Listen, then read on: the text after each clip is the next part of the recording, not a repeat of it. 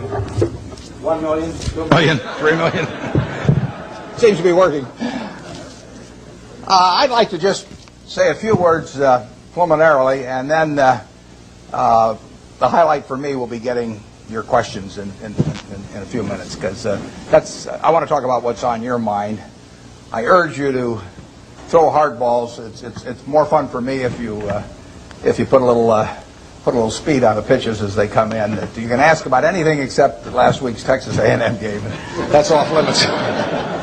We have a couple of men here from SunTrust. I was just up at the Coke meeting, and I sit next to Jimmy Williams there, who ran SunTrust for many years, and he wanted to be sure that I wore this SunTrust shirt down here. I've tried to get sponsorship on the senior golf tour. I haven't had much luck, but now on the Bankers Tour, I'm doing a little bit better. And he says I get a percentage of the increase in deposits in Gainesville. So I'll go out for SunTrust, dear old SunTrust. I would like to talk for just 1 minute up to the students about your future when you leave here, because you're going to learn a tremendous amount about investments, and you'll learn enough to do well. You've all got the IQ to do well. You've all got the initiative and energy to do well, or you wouldn't be here. And most of you will succeed in meeting your aspirations. But in determining whether you succeed, there's more to it than intellect and energy. And I'd like to talk for just a second about that. In fact, there was a fellow that Pete Kiewit in Omaha used to say that he looked for 3 things in hiring people. Look for integrity, intelligence, and energy. And he said if that person didn't have the first 2, that the latter 2 would kill him. Because if they don't have integrity, you want them dumb and lazy. You don't want them smart and energetic. And I really like to talk about that first one, because we know you've got the second 2. And play along with me in a little game for just a second in terms of thinking about that question.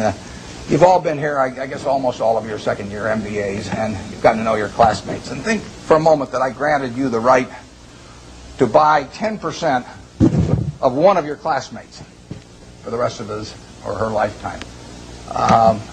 Now you can't pick one with a rich father. That doesn't count. I mean, you've got to pick somebody who's going to do it on their own merit. And I gave you an hour to think about it.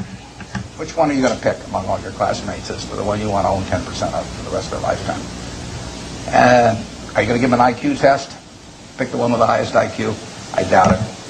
Are you going to pick the one with the best grades? I doubt it.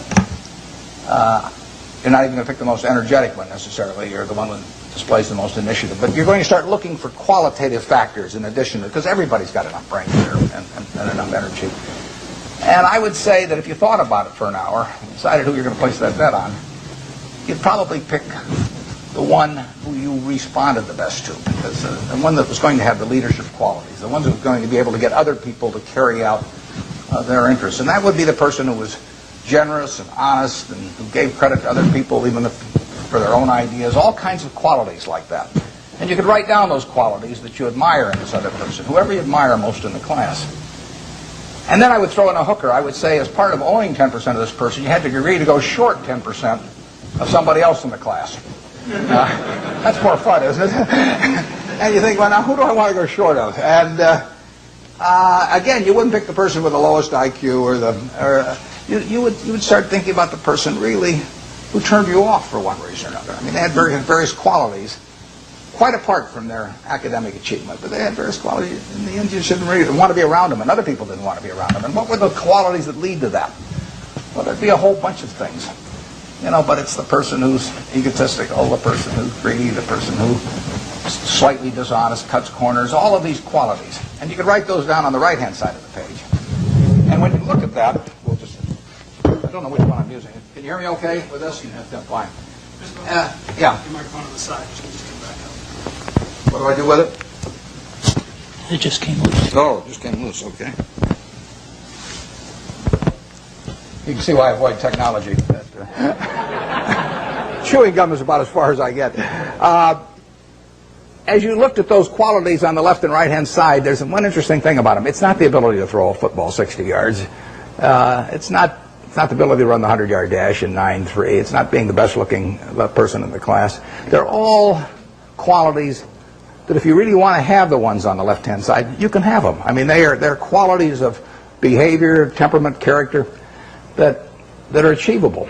They're not forbidden to anybody in this group.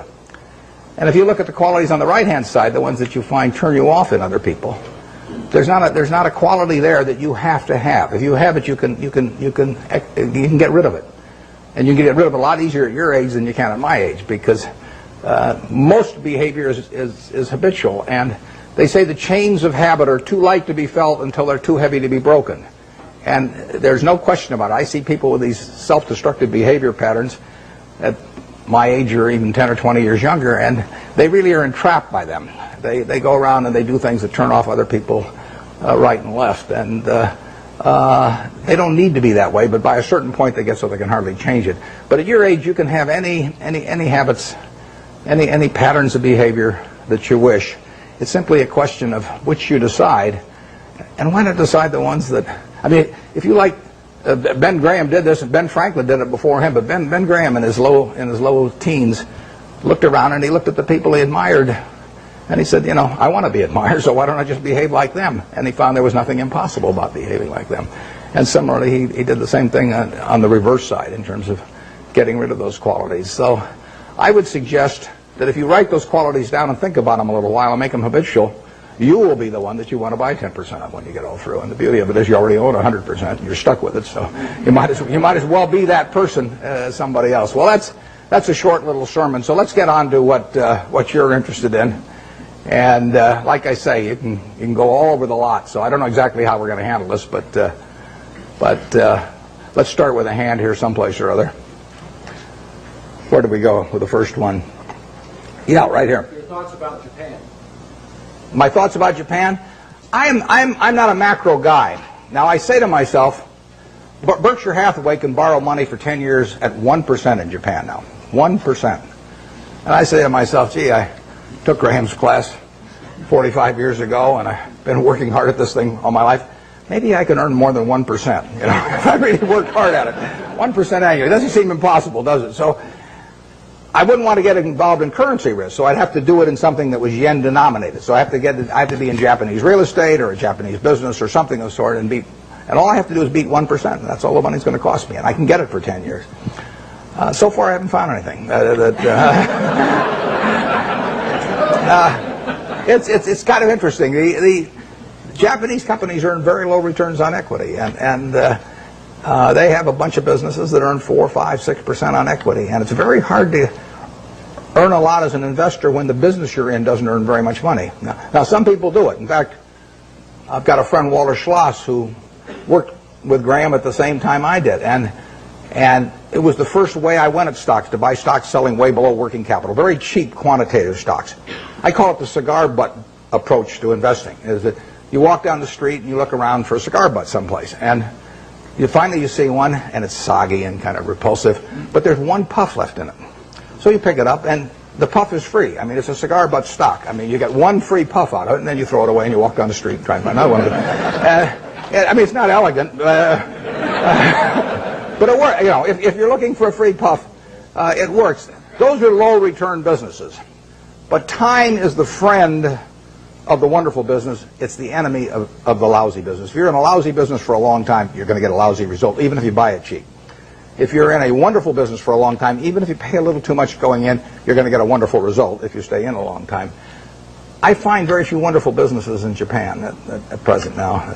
They may change the culture in some way so that managements get more stockholder responsive over there and returns are higher. But at the present time, you'll find a very lot of low-return businesses, and that was true even when the Japanese economy was booming. I mean, it's amazing. They had an incredible market without incredible companies.